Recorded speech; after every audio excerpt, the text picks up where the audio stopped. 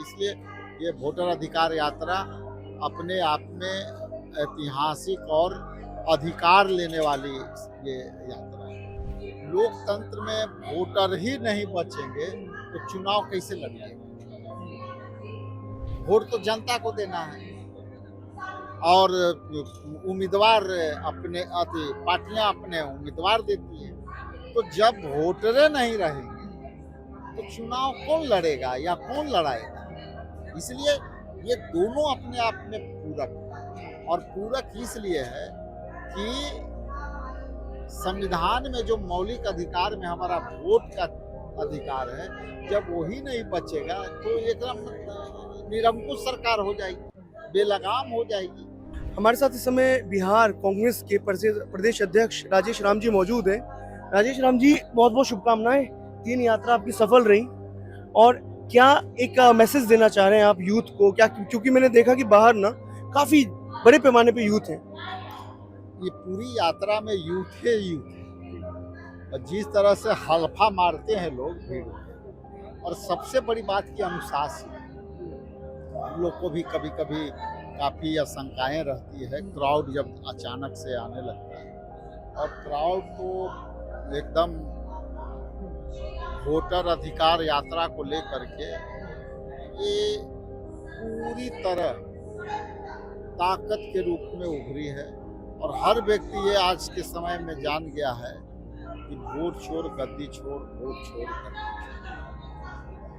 छोड़। ये पूरी यात्रा है, और ये अपने आप में एक बड़ा मैसेज है।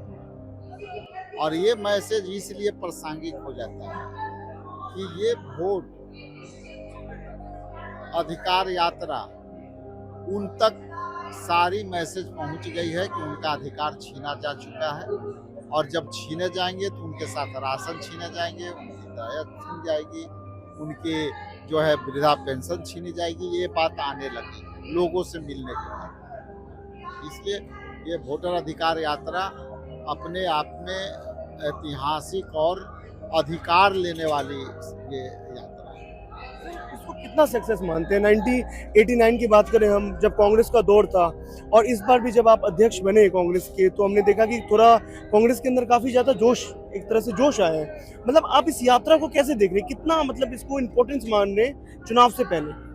देखिए, चुनाव से इसको जोड़ के नहीं देखिए। लोकतंत्र में वोटर ही नहीं बचेंगे तो चुनाव कैसे लड़ेंगे? तो यहाँ वोट बचेगा तब न कोई चुनाव लड़ेगा या लड़ाएगा।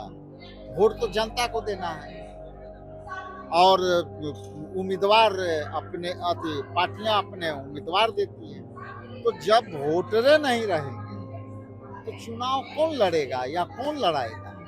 इसलिए ये दोनों अपने आप में पूरक है। और पूरक इसलिए है कि संविधान में जो मौलिक अधिकार में हमारा वोट का अधिकार है, जब वही नहीं बचेगा तो एकदम निरंकुश सरकार हो जाएगी, बेलगाम हो जाएगी, जैसे अभी बेलगाम है।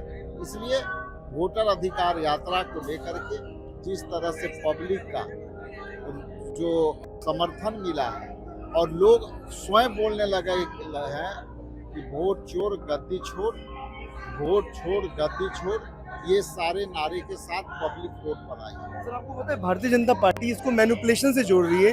वो कह रही है सिर्फ ध्यान भटकाने के लिए ये यात्रा निकाला जा रहा है। देखिए, ध्यान कौन भटकाता है?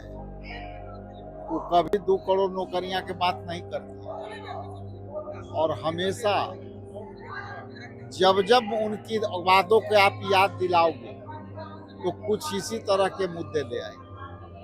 हम लोग इस बात से चिंतित थे कि चुनावी वर्ष में ये क्या हो गया। हमको जो अपने कैंपेनिंग में समय लगाना चाहिए था, अभी हमको वोट अधिकार यात्रा के तहत हमको वोट के अधिकार से वंचित लोगों के अधिकार के लड़ाई लड़ रहे हैं। लेकिन अपने आप में सुकून है, इस बात से सुकून है कि वोटरें नहीं रहेगा तो लोकतंत्र कैसे चलेगा। इसलिए लोकतंत्र बचाने के लिए लड़ाई। लेकिन सर, एक स्ट्रगल है ना कि इसको गांव से गांव तक, गांव के हर एक लोगों तक पहुंचाना, मतलब इसमें बहुत बड़ा चैलेंज है ना?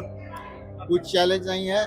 जब जनता के हक छीने जाएंगे तो वो भी उस चैलेंज को स्वीकारते हैं और कई गांव में अभी राहुल जी गए हैं, इंटरेक्शन किए, जो बात हम लोग कहते थे वो सब सामने आ गया। बहुत बहुत शुक्रिया सर बात करने के लिए। ये हमारे साथ बिहार प्रदेश अध्यक्ष कांग्रेस के अध्यक्ष थे। सभी लोगों तक ये बात, ये मैसेज जरूर पहुंचेगा कि वोट की चोरी कहाँ होती है और वोट की चोरी आखिर में कौन करता है।